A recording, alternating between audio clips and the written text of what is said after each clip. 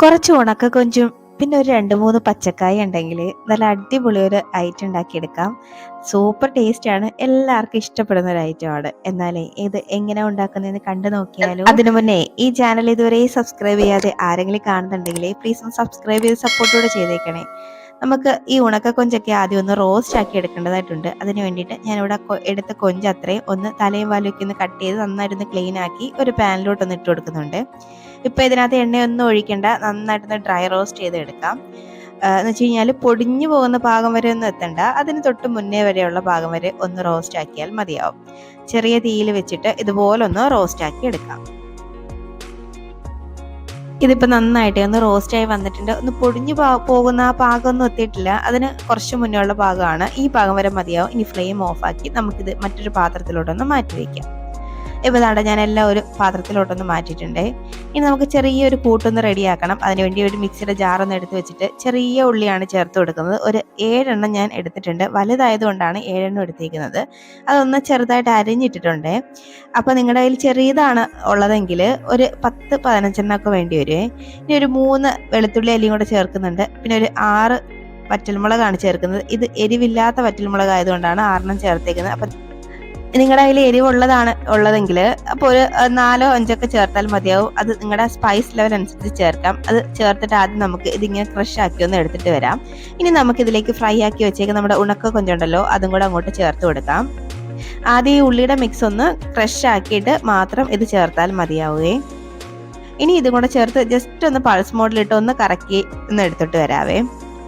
ഇതുപോലൊന്ന് ക്രഷ് ആക്കിയാൽ മതി, നന്നായിട്ട് അരഞ്ഞൊന്നും പോകണ്ട. ഇതങ്ങോട്ട് മാറ്റി വെക്കാം. ഇനി നമുക്കിത് റെഡിയാക്കാൻ വേണ്ടിയിട്ട് അതേ പാനിലോട്ട് തന്നെ ഒരു 3 ടേബിൾ സ്പൂൺ എണ്ണ ഒഴിച്ചു കൊടുത്തിട്ടുണ്ട്. ഈ എണ്ണ ഒന്ന് ചൂടായി വരുമ്പോഴേക്ക് ഇതിലേക്ക് 1 ടീസ്പൂൺ കടുകൊന്നിട്ട് പൊട്ടിച്ചു കൊടുക്കാം. ഈ കടുകൊന്ന് പൊട്ടി വരുമ്പോഴേക്കും നമ്മളിവിടെ റെഡിയാക്കി വെച്ചേക്കുന്ന ആ മിക്സ് ഉണ്ടല്ലോ, അതങ്ങോട്ട് ചേർത്ത് കൊടുക്കാം. എന്നിട്ട് ആ ഉള്ളിയുടെയൊക്കെ പച്ചമണമൊക്കെ ഒന്ന് മാറുന്നവരും ഒന്ന് നന്നായിട്ടൊന്ന് വഴറ്റിയെടുക്കണം.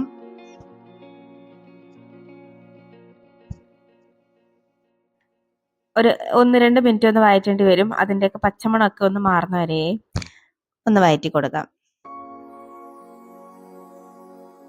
ഇപ്പോൾ ദാണ്ട ഇതിൻ്റെ പച്ചമണമൊക്കെ ഒന്ന് മാറി ആ എണ്ണയൊക്കെ ഒന്ന് തെളിഞ്ഞു വന്നിട്ടുണ്ട്. ഇതുവരെ മതിയാവും. ഇനി നമ്മളിവിടെ അരിഞ്ഞ് മാറ്റി വെച്ചേക്കുന്നത് നമ്മുടെ പച്ചക്കായ ഉണ്ടല്ലോ, നമ്മുടെ വാഴയ്ക്ക, ഇതുപോലെ ചെറുതായിട്ടൊന്ന് അരിഞ്ഞെടുത്താൽ മതിയാവും. അതങ്ങോട്ട് ചേർത്ത് കൊടുക്കാം. 3 എണ്ണം എടുത്തിട്ടുണ്ട് ഞാൻ. വലുതാണെങ്കിൽ 2 എണ്ണത്തിൻ്റെ ആവശ്യമേ ഉള്ളൂ. ചേർത്തിട്ട് ഇത് നന്നായിട്ട് അങ്ങ് മിക്സാക്കി എടുക്കാം ഈ മസാലയായിട്ടൊക്കെ. ഇതിങ്ങനെ മിക്സ് ആക്കുമ്പോഴേക്ക് നല്ലൊരു മണമൊക്കെ അങ്ങോട്ട് വന്നു തുടങ്ങും. അപ്പോൾ അവിടെ ഇതുപോലെ ഒന്നങ്ങ് മിക്സ് ആക്കിയിട്ട് നമ്മൾ ഇതിലേക്ക് ഇതുവരെ ഉപ്പൊന്നും ചേർത്തിട്ടില്ല. അപ്പോൾ ആവശ്യത്തിനുള്ള ഉപ്പ് ഇപ്പം തന്നെ ചേർത്ത് കൊടുക്കാം. പിന്നെ നോക്കിയിട്ട് ചേർക്കണം. ചിലപ്പോൾ ഉണക്കക്കൊഞ്ചിനകത്ത് കുറച്ച് ഉപ്പുള്ളതായിരിക്കും, അപ്പോൾ നോക്കിയിട്ട് ചേർത്ത് കൊടുക്കാം. ചേർത്തിട്ട് നന്നായിട്ട് ഒന്നും കൂടെ അങ്ങ് മിക്സ് ആക്കി എടുക്കാം. അപ്പം നിങ്ങൾ ഇതുവരെയും ഈ 2 കോമ്പിനേഷൻ ഒന്ന് കഴിച്ചിട്ടില്ലെങ്കിൽ ഒന്ന് കഴിച്ചു നോക്കണം കേട്ടോ, നല്ല ടേസ്റ്റിയാണ്. ഇതിലേക്ക് ഇനി കുറച്ച് വെള്ളം കൂടെ ഒന്ന് ഞാൻ ചേർത്ത് കൊടുക്കുന്നുണ്ട്. നമ്മുടെ വാഴയ്ക്കൊക്കെ ഒന്ന് വേവാൻ വേണ്ടി മാത്രം വെള്ളം കൂടെ ചേർത്തിട്ട് ഒന്നും കൂടെ ഒന്ന് മിക്സ് ആക്കിയിട്ട് നമുക്കിതൊന്ന് അടച്ച് വെച്ചിട്ടേ ഒന്ന് വേവിച്ചെടുക്കണം. അടച്ച് വെച്ചിട്ട് ഒരു 5 മിനിറ്റൊക്കെ വേണ്ടി വരും ഇതൊന്ന് വെന്ത് വരാൻ. അപ്പോൾ ഇടയ്ക്കിടയ്ക്കൊന്ന് ഇളക്കിയിട്ടൊക്കെ കൊടുക്കണേ. ഇപ്പോൾ ദാണ്ട ഒരു 2 മിനിറ്റ് ഒന്ന് കഴിഞ്ഞിട്ടുണ്ട്. ഞാനൊന്ന് ഓപ്പൺ ആക്കുന്നുണ്ട്. അപ്പോൾ ഇനി വെള്ളമൊക്കെ വറ്റാനുണ്ട്, ഇച്ചിരി കൂടെ വേവാനുണ്ട്. അപ്പോൾ നമുക്ക് ഇതിലേക്ക് കുറച്ച് കറിവേപ്പിലയും കൂടെ ഒന്ന് ഇട്ട് കൊടുത്തിട്ട് ഒന്നും കൂടെ അങ്ങ് മിക്സ് ആക്കിയിട്ട് ഒന്നും കൂടെ ഒന്ന് അടച്ച് വെച്ചിട്ട് വേവിച്ചെടുക്കാം.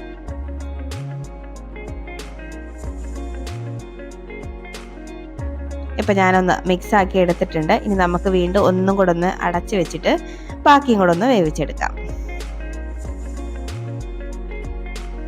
ഇപ്പോൾ ദാണ്ടെ ഒരു 2 മിനിറ്റൊക്കെ ഒന്ന് ആയിട്ടുണ്ട്. നമുക്ക് തുറന്ന് നോക്കാം. നമ്മുടെ ഉണക്കക്കൊഞ്ചും നമ്മുടെ ആ വാഴയ്ക്കയും കൂടെ ചേർന്ന് നല്ല ഒരു കൂട്ട് ഇവിടെ റെഡി ആയിട്ടുണ്ട്. നല്ല ടേസ്റ്റിയാണ്, അടിപൊളിയാണ്. ചോറിൻ്റെ കൂടെ ഇത് മാത്രം മതിയാവും.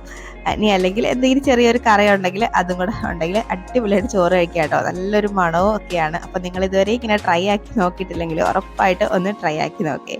അപ്പോൾ ഞാനത് ചോറിൻ്റെ കൂടെ ചൂടോടെ തന്നെ അങ്ങോട്ട് വിളമ്പി കൊണ്ട് കഴിക്കാൻ പോവുകയാണ് കേട്ടോ. അപ്പോൾ നിങ്ങൾക്ക് ഈ വീഡിയോ ഒക്കെ ഇഷ്ടമാവുകയാണെങ്കിൽ ഒന്ന് ലൈക്ക് അടിച്ചേക്കണേ. കൂടെ തന്നെ നിങ്ങളുടെ ഫ്രണ്ട്സിനൊക്കെ ഒന്ന് ഷെയർ ചെയ്ത് കൊടുക്കണേ. അപ്പം നിങ്ങൾക്ക് എന്തെങ്കിലും സജഷൻസ് ഉണ്ടെങ്കിൽ പറയാം. അപ്പോൾ ഇനി ഒരു റെസിപ്പിയുമായി വീണ്ടും കാണാം. അതുവരേക്കും ബൈ.